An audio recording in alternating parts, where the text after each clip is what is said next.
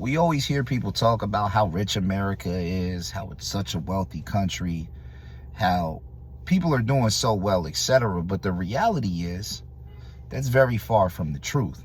See, the living wage in America right now is around $21. Now, that's for somebody who doesn't have any children.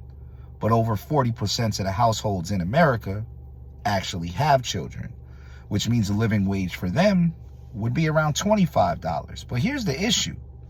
Now, this is from 2 years ago, but the U.S. population was 333 million.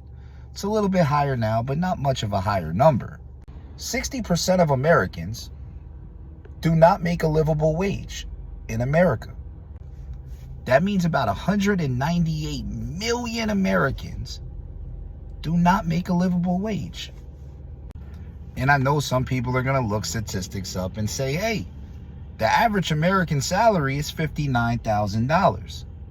But I've just showed you that that's untrue.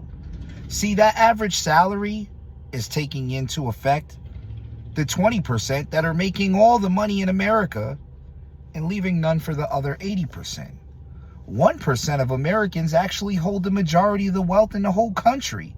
And that's being factored in to that average. And that's the problem. Not to mention the massive amount of taxes that they're taking out of our checks, where if you're making $25 an hour, you're really probably bringing home like 12 or 13 after taxes murder you.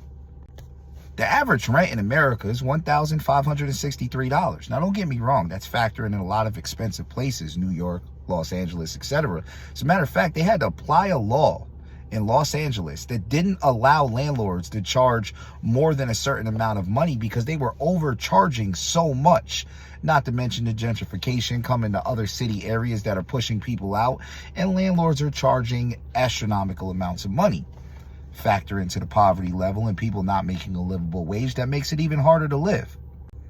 And then we can read this article from Forbes here, which says the U.S. comes in ranked 7th with an average wealth more than 5 times or 512% as high as the median wealth.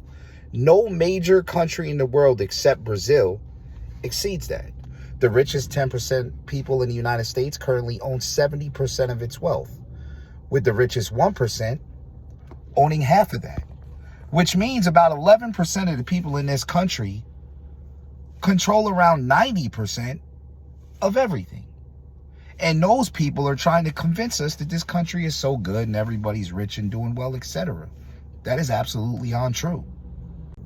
And then when you also factor in that our country has the highest drug use disorder in the world, it only gets worse and worse.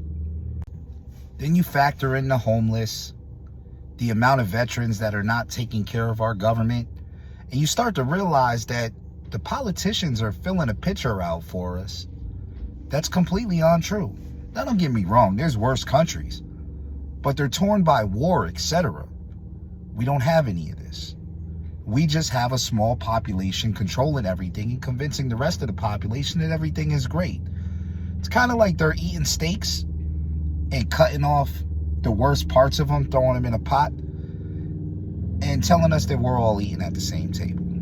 We're not. We're getting the scraps and the garbage, and that's how our country operates. And then you factor in that the average politician's salary, senators, Congress, delegates, and representatives, is more than double that of the average electrician, plumber, carpenter. I mean, the list goes on and on and on. And that's where a lot of our tax money is going to pay these people. But this cartoon right here clearly sums up exactly how our country works.